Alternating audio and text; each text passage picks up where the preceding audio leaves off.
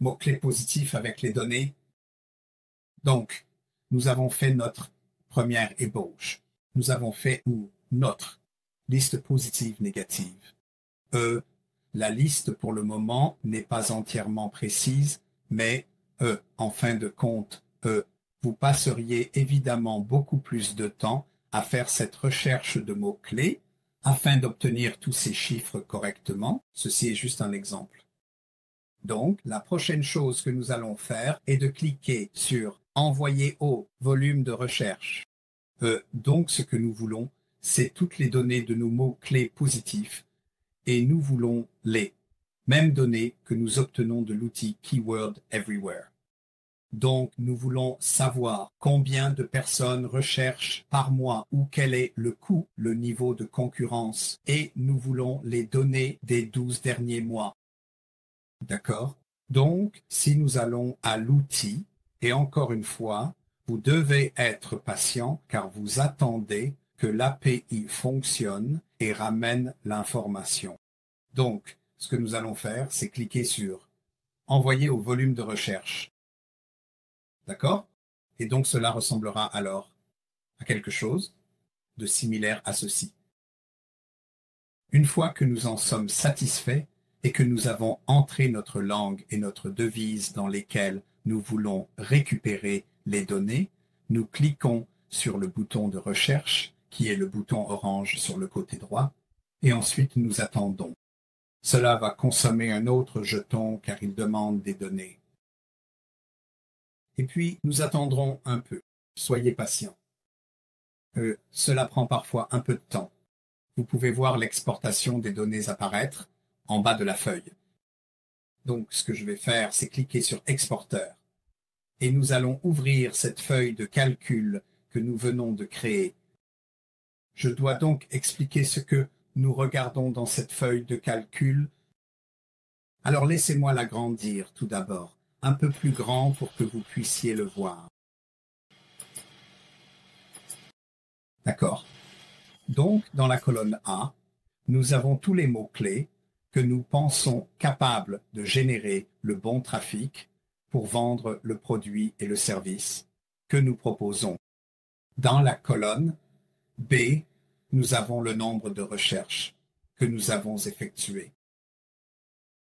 Dans la colonne C, nous avons le coût par clic. Donc, si nous faisions de la publicité payante, c'est une estimation de combien cela nous coûterait chaque fois que quelqu'un clique sur le lien.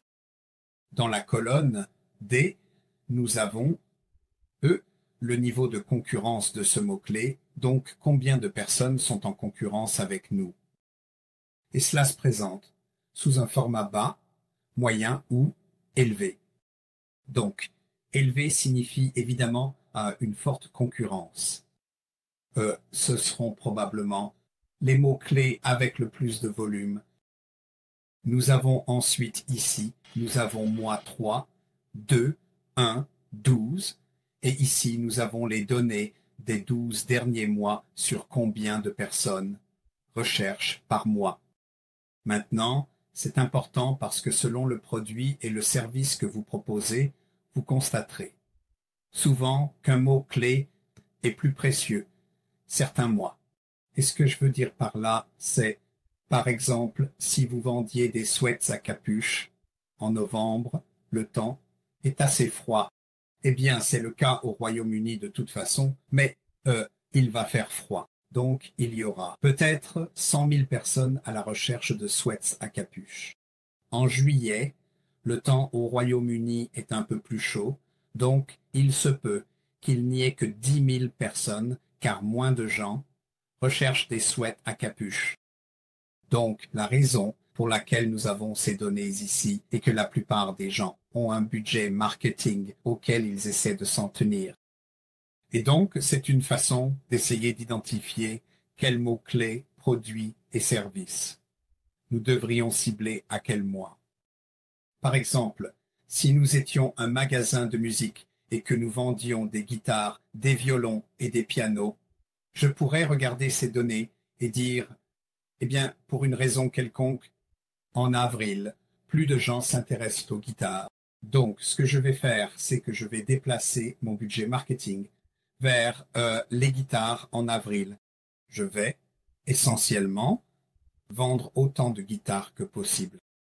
Et puis, le mois suivant, je pourrais passer au piano ou à autre chose qui pourrait mieux se vendre ce mois-là.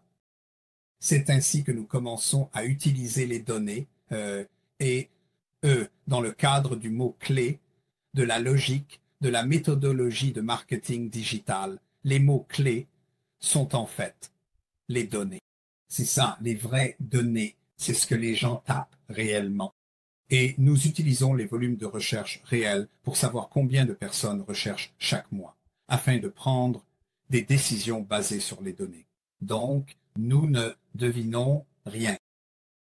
Alors, l'autre chose intéressante que nous devons noter à ce sujet est que la majorité des gens vont cibler les mots-clés de grande valeur là où il y a plus de recherche. C'est là que le niveau de concurrence vous montre qu'il est élevé. D'accord? Donc, il y a beaucoup de gens qui se battent pour ces mots-clés. Maintenant, si nous étions, disons que nous sommes un nouveau site web ou que nous essayons de nous établir, ce que nous voulons faire, c'est en fait cibler les mots-clés au coût le plus bas possible. Donc, nous pourrions dire, d'accord, je ne suis pas prêt à dépenser plus de 50 centimes par clic. D'accord? Donc, ce que vous avez dans la publicité payante, c'est un budget quotidien, et vous avez aussi un budget d'enchères. Donc, le budget quotidien signifie que je ne suis pas prêt à dépenser plus d'une livre, un euro, un dollar.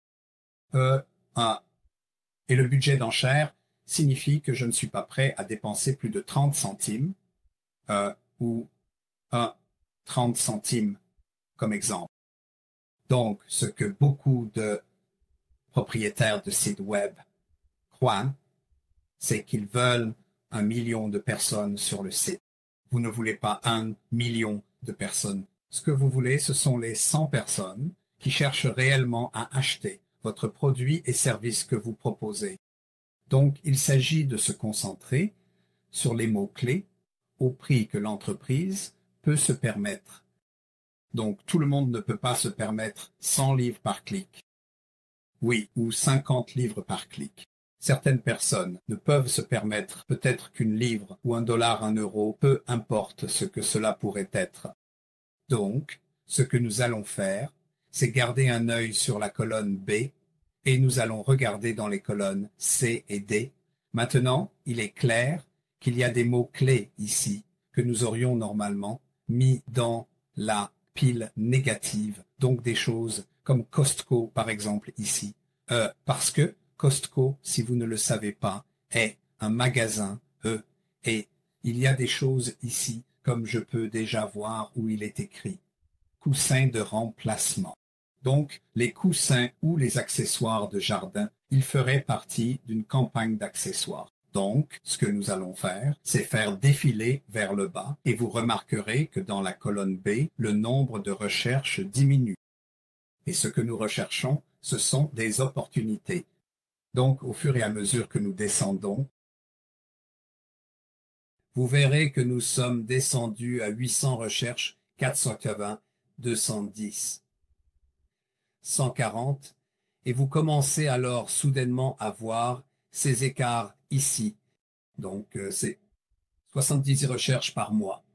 Il n'y a personne qui fait de la publicité payante, et c'est une faible concurrence. Donc, Laura James Mobilier de Jardin, nous avons peut-être effectivement mis cela comme un mot-clé négatif, mais ce sont 70 personnes qui recherchent du mobilier de jardin et personne n'enchérit, et c'est à faible coût.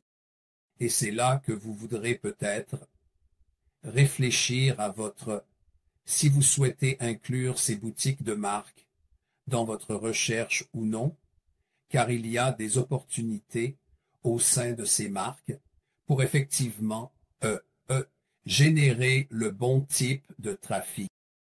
Donc, Encore une fois, en descendant, vous atteignez les chiffres inférieurs. Ce que vous commencez à voir dans les colonnes C et D, ce sont de plus en plus d'opportunités avec les mots-clés de moindre valeur.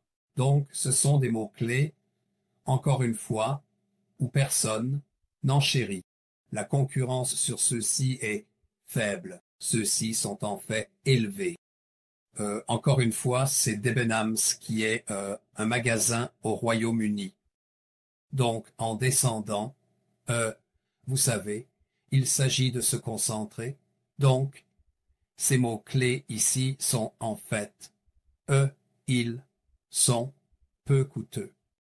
Il n'y a pas tant de gens qui les recherchent. Donc, l'une des considérations est que si vous faites une recherche de mots-clés et que c'est dans une certaine zone, disons que nous ne faisons que, disons, le centre de Londres. D'accord? Ce que vous trouvez, c'est qu'il y a 10 personnes qui recherchent selon les données. Donc 10 personnes recherchent. Mais c'est dans tout le Royaume-Uni.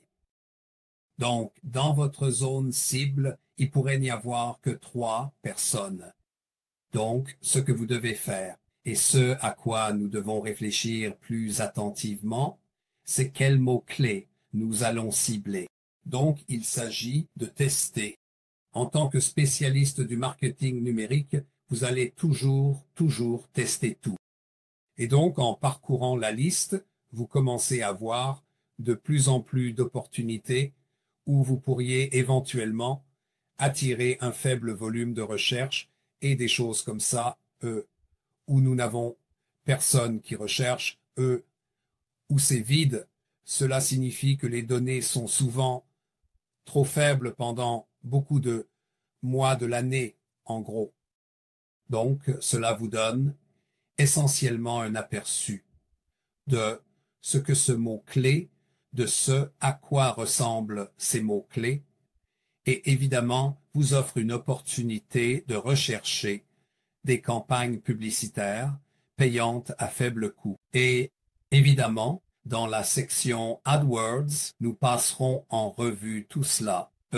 Encore une fois, donc, et je vous donnerai évidemment beaucoup plus de détails. Donc, c'est ainsi que vous faites. À quoi devraient ressembler vos données de mots-clés positifs?